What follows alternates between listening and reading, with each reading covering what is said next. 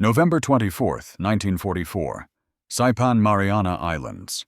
From a coral runway in the middle of the Pacific, 111 silver giants lifted into the night sky. Their target, Tokyo. Their weapon, the most expensive aircraft ever built, the B-29 Superfortress.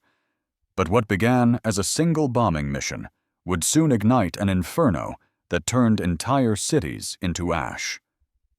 When General Curtis LeMay took command, he changed everything flying lower, stripping the guns and unleashing America's deadliest secret weapon, napalm. In one night, 100,000 people would perish, and modern warfare would change forever. Yet that was only the beginning.